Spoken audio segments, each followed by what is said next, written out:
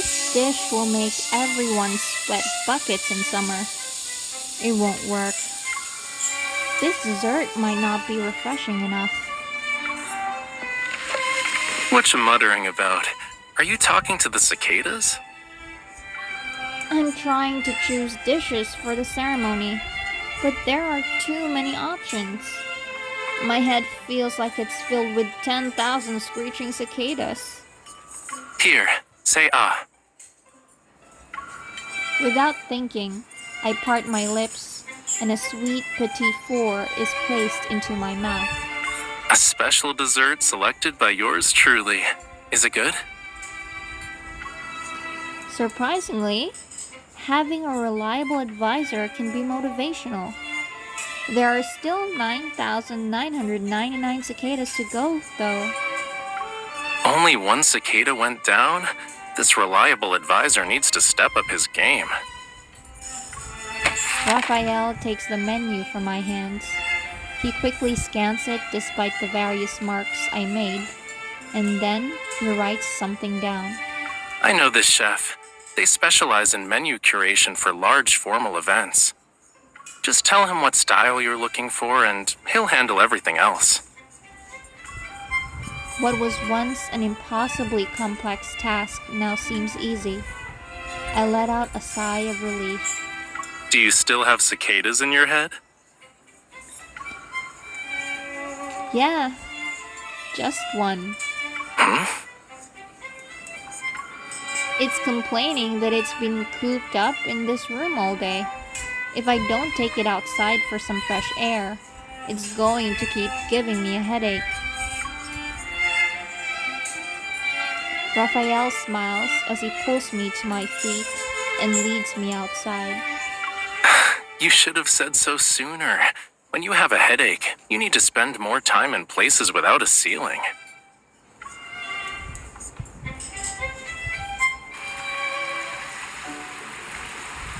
It's time for our allocated break.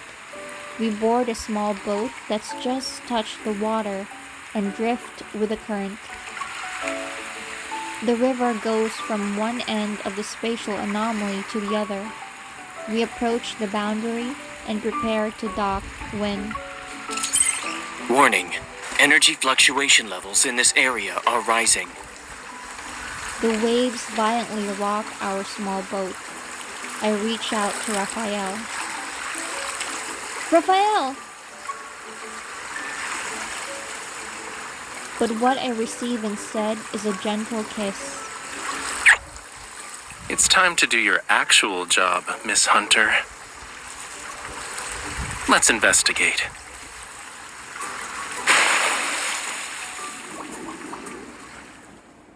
We discover what seems to be a gateway to another spatial anomaly underwater. It's filled with crystal clear seawater. I realize I can breathe here and quickly focus on examining the energy fluctuation levels. It's surprisingly stable down here. I guess the fluctuations are limited to the boundary between the two spaces. Let's head back, Raphael. We need to map out the boating areas for the guests. Wait, where did he go?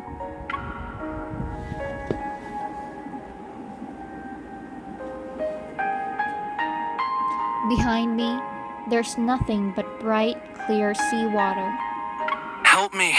I'm being eaten alive! Raphael? I swim toward the sound and find Raphael lying on a bed of seaweed.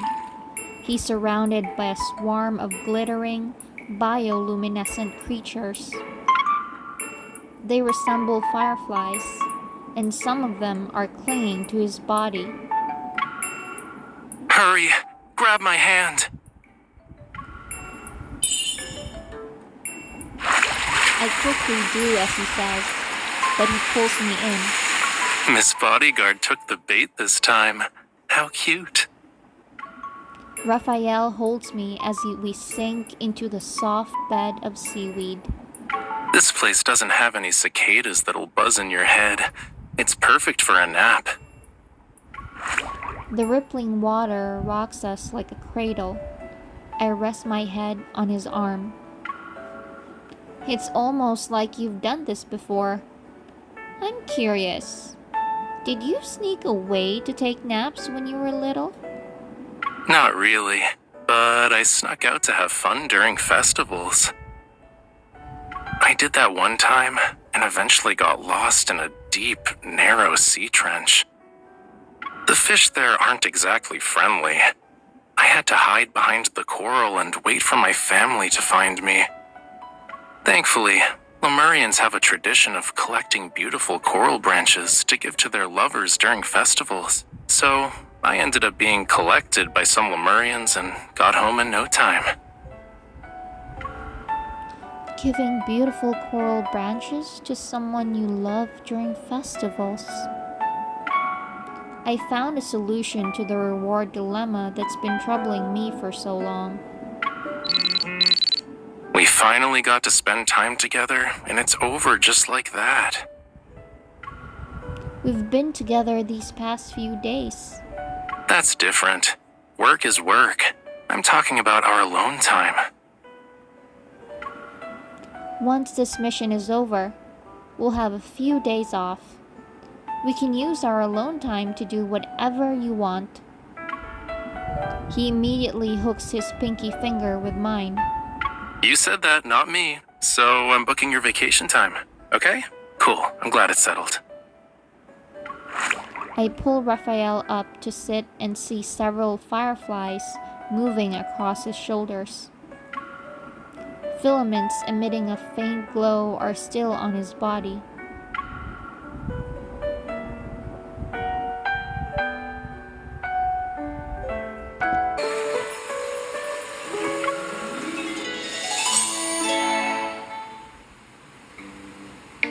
As soon as we finish our preparations for today, Raphael wastes no time in bringing me to his place.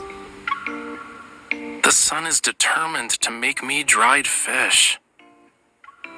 The bathtub has already been prepared. He enters it and sinks under the water.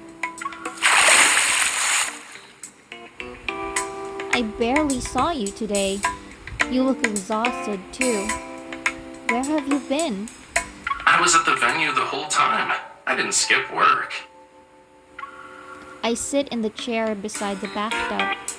A glittering, thread-like substance clings to the jacket he draped over it. The lingering questions I had when we were in that body of water resurface once more. The spatial anomaly's waters, soft yet resilient threads. The glowing. Raphael sits up and presses his cheek against the back of my hand. You can't withhold my reward because of this. That depends on what you were busy with. Did you go to the boundary again? Today was just unbearably hot. I went there to cool off for a while. Why do I still feel dizzy? Check my temperature. Do I feel hot to you? He places my hand on his forehead. Then he moves his head from side to side. His temperature is normal. I have my suspicions, but I decided not to bring them up. You do feel a little warm. Let me get a cooling patch. I stand up and walk to the cabinet.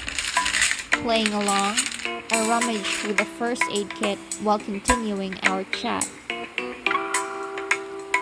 By the way, do you remember those creatures you mentioned? The ones that might be rainbow worms? I found some pictures in the association's database. You saw what they look like? Unfortunately, the pictures were too blurry. I couldn't really make out anything. I just said they looked kinda similar. They've been extinct for years, cutie. Not finding anything is to be expected. Raphael picks up a drawing board and paintbrush from the round table. He starts painting as if nothing happened. Didn't you say you were dizzy? Why are you painting? The dizziness gave me some inspiration. Water really is the source of my creativity and vitality. He's trying to change the subject again. I grab a cooling patch and return to his side. Oh, right. Those rainbow worms. As soon as I speak, the line on Raphael's painting becomes slightly crooked. We don't have to find them.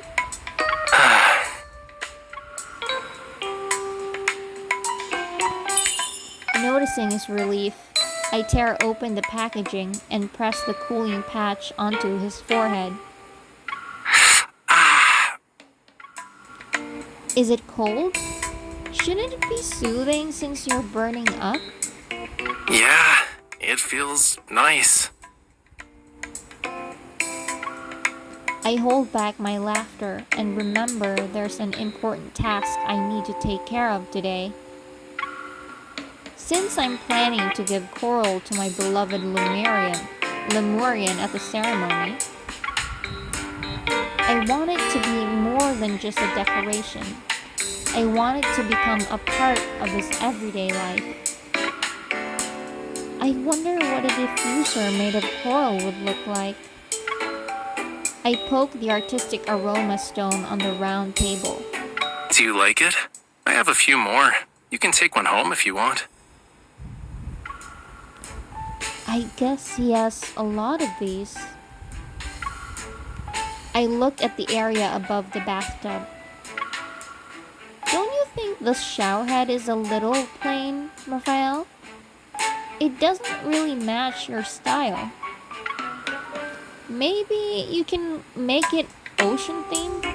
Seashells, coral, things like that. Raphael tilts his head and gives me a skeptical look. Sure, but I can also just, go to the ocean. True. I begin examining household items in other areas. Then, I see Raphael is watching me with evident curiosity. Why are you suddenly interested in my furniture? I need some inspiration for the ceremony's decorations.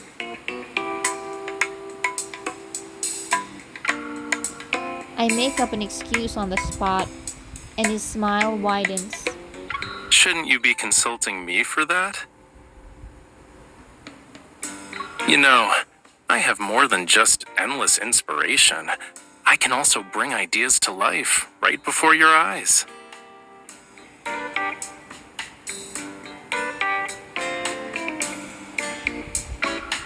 He taps the back of my hand with the handle of his paintbrush.